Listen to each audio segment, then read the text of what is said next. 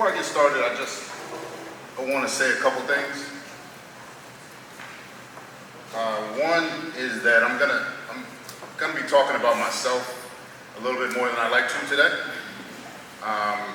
But really, the food that comes out of our kitchen, there's almost nothing that one person alone produced it from beginning to end. So a lot of times when you hear me saying I, it really means we. We all kind of share in the creative process and the burden that is Blacksauce. And then the other thing I want to say is just want to give a quick shout to my son who drew this picture.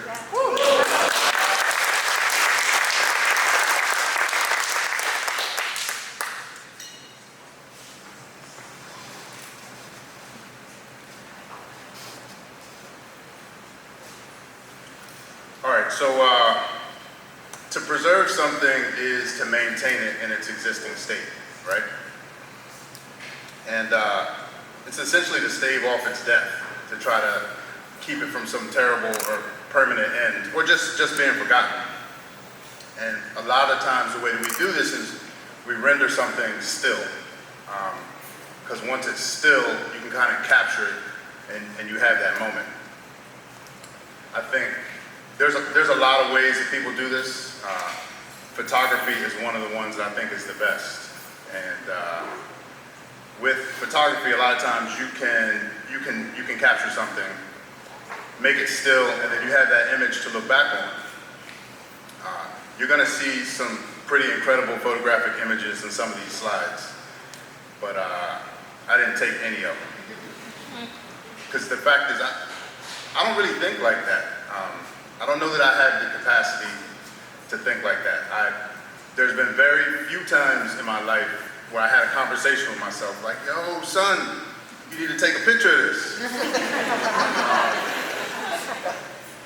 My mind doesn't really work that way. And so whatever urgency compels a person to look through the lens or the shutter and say, like, I gotta get a picture of this so I can look back on it later, I don't really have that. At some point, every single week,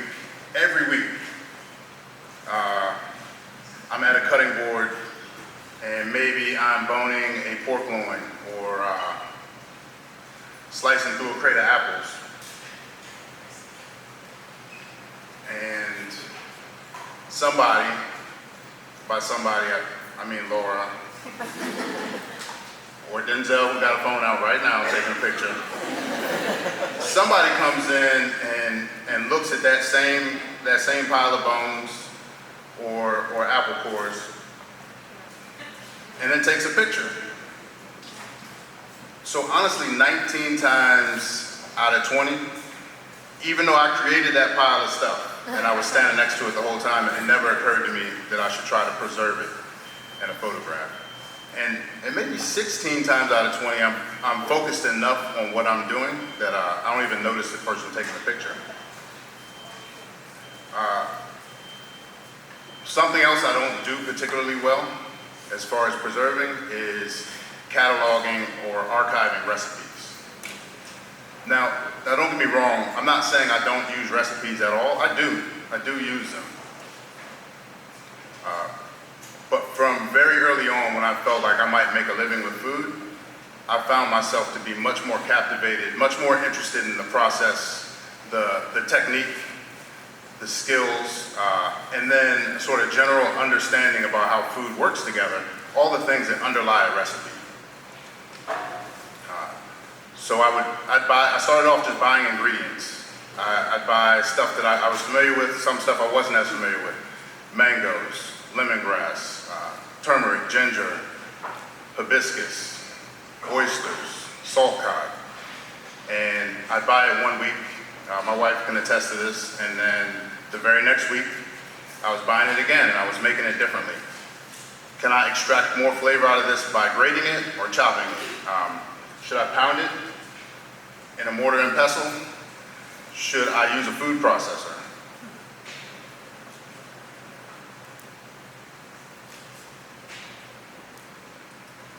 But all along, I've been really really fascinated by technique, and that's how I tried to bolster my knowledge about food. And I'm still that way. It's still how we operate. To be honest with you, we have 2 recipes that we use week in and week out, just 2. One is a recipe for brine, and the other, probably pretty obviously, is for biscuits. But I don't want to disappoint y'all, but I'm just going to be honest. The biscuit recipe did not get passed down by my great-grandmother in Mississippi.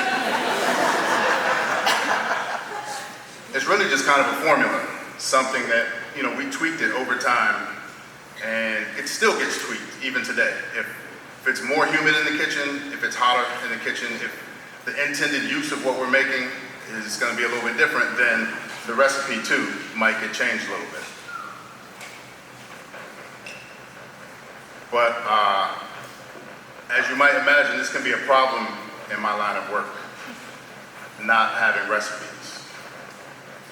If I want to replicate something, but then I can't offer a person a blueprint to replicate that, that causes some tension sometimes. Sometimes it bubbles over into an argument in the kitchen.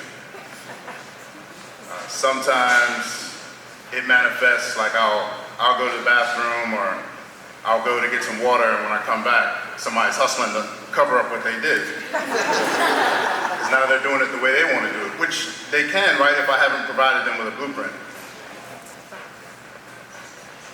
Sometimes the way the tension manifests is that somebody will eventually cop a notebook and start to record recipes in it. Record recipes for all of us. Recipes that now we can refer to, recipes that are now preserved, essentially.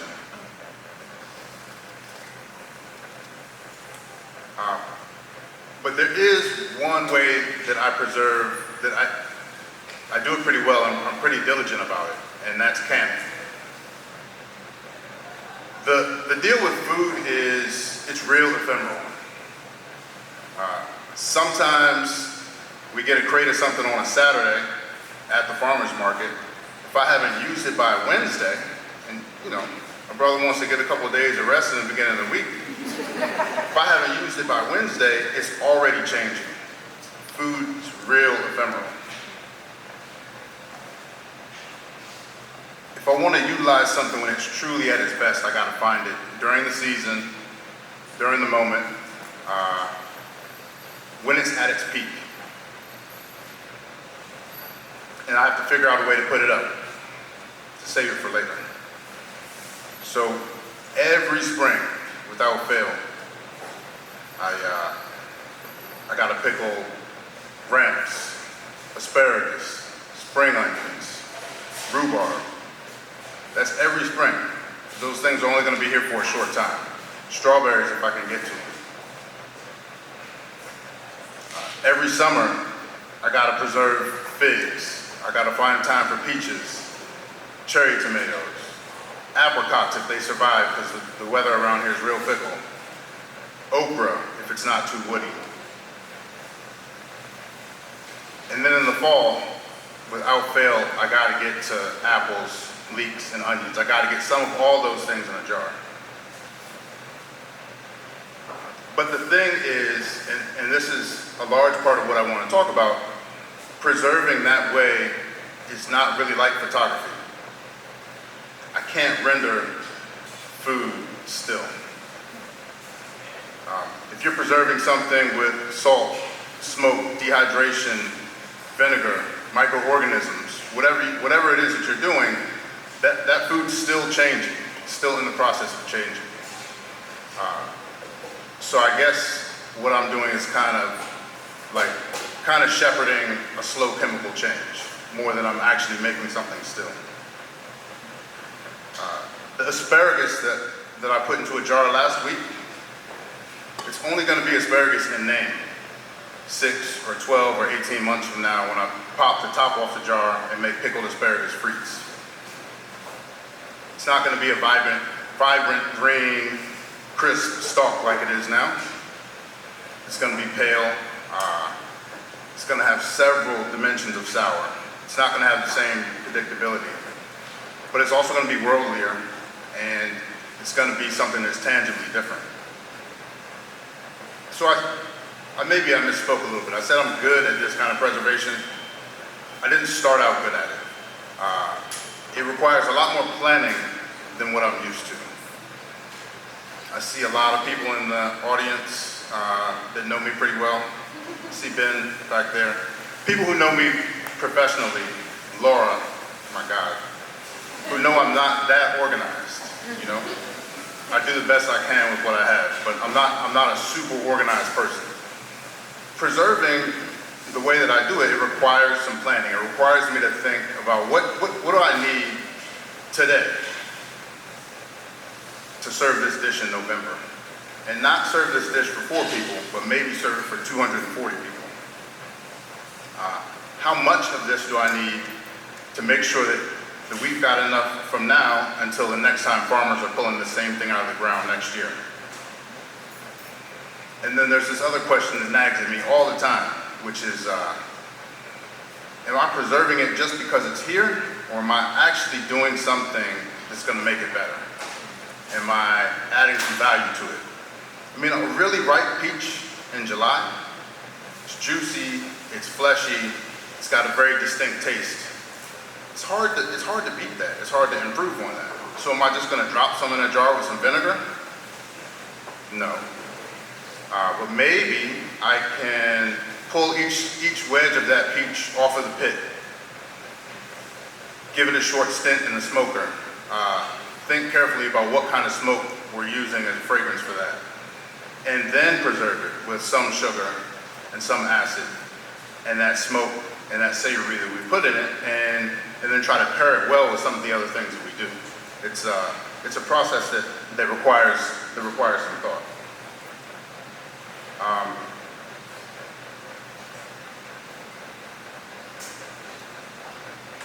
One more example is that vinegar. This is something that happens all the time in the kitchen. We use vinegar from what we've already pickled. I have never encountered any vinegar in any bottle on any shelf in any grocery store that matches the taste of vinegar that's been sitting in a jar pickling some leeks or some onions for the last year. And so if I make a salad dressing from that today, the salad genuinely tastes like I started it, in 2018.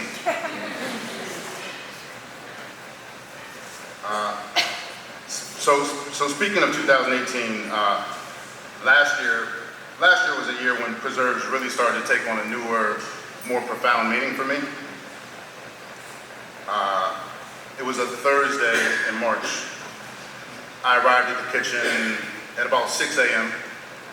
Pretty normal time for me. And the very first thing I did to start my morning was I started a fire in the smoker. And then while the hardwood was kind of transitioning to coal, so I grabbed 20 racks of lamb ribs out of the refrigerator so they could kind of come to room temperature before putting them in the smoker. The ribs had been seasoned the previous day. Mustard, coriander, black cumin, turbinado sugar, salt, pepper, garlic. But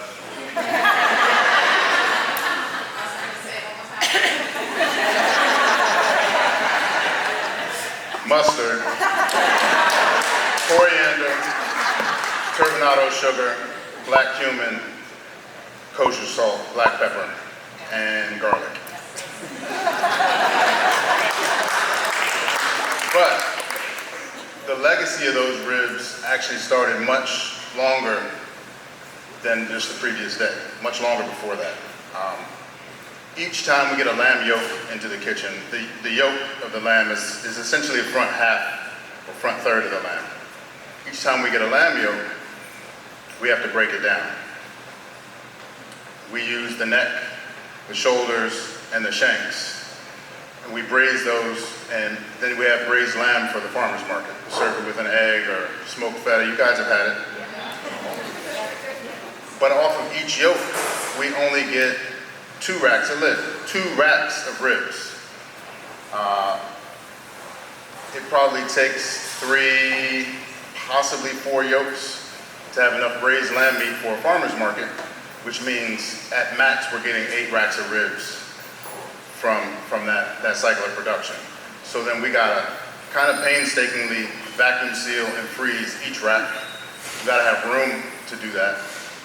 Or essentially, I had essentially preserved those ribs just to get to that point in the morning anyway. And then after a few months, we have a critical mass of ribs where we can put them on a menu. About 7:15, a couple other people came in the kitchen, and we really sort of stepped up our production. Brioche for the oxtail sandwiches, more brioche for the sticky buns, a couple kinds of roti dough.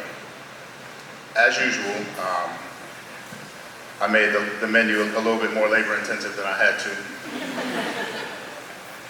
We kind of breezed through a busy lunch and then also a busy dinner service. And then at about 9:48 p.m., we closed up shop for the night after washing dishes to some ratchet music. A little after midnight, I got a call from the alarm company, and they said the building was on fire.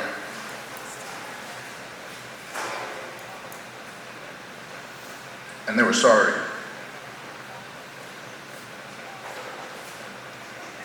I was a little disoriented. I went back to the kitchen, and I'm definitely not going to spend a lot of time talking about what I saw there or what I felt,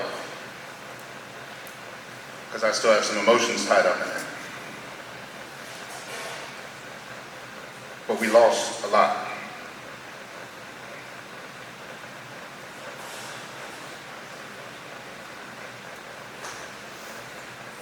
For insurance purposes, it was deemed a total loss.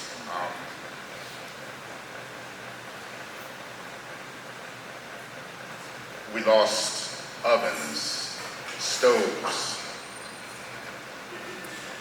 the smoker,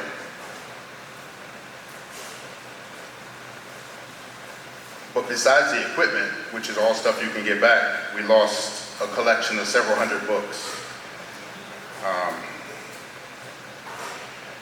Books that had handwritten notes and reflections in them. We lost recipe notebooks, which is ironic, because a lot of people had to fight me for us to even have those notebooks. And the whole purpose was to preserve, our recipes. We lost those.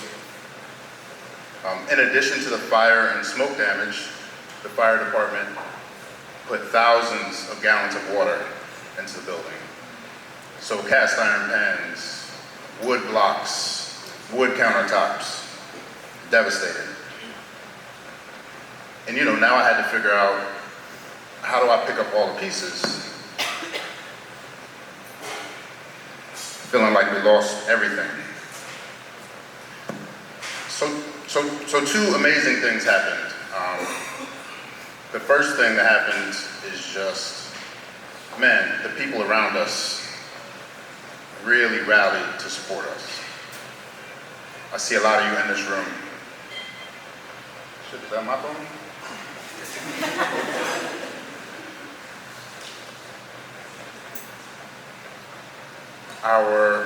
My family, first of all. Team Blacksauce, second of all. Neighboring businesses, actually businesses throughout the city were incredible. People offering us refrigeration space, storage space, everything you can think of. I don't even know how they knew so fast. 3 in the morning I was getting messages. And then certainly, I can't forget our customers were incredible. The second thing that happened is that either I or Laura opened the door of the walk-in fridge, and our entire stash of preserves survived.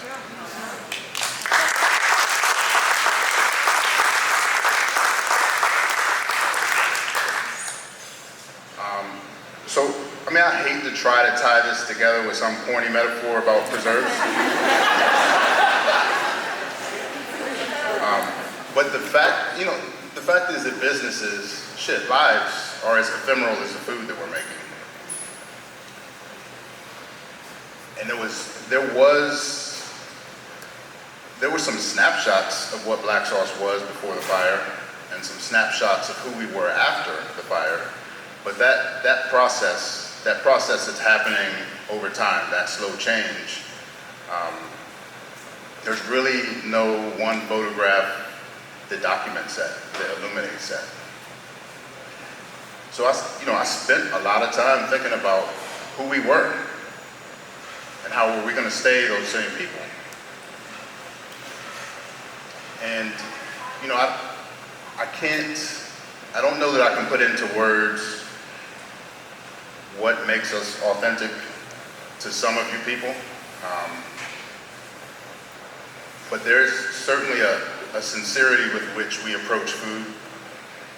The pickling is a huge part of that because it gives us a power and a self-sufficiency to create a menu from scratch, like from thought, from imagination, all the way through to the other side, without having to outsource something small like ketchup or barbecue sauce or jam. That's part of what gives us the ability and in fact the responsibility to be who we are. And the last thing I'll say is that, if I was somebody else, maybe we'd be at the market writing on a chalkboard that we were selling y'all pre-fire preserves, but we just don't do that over here. That's it.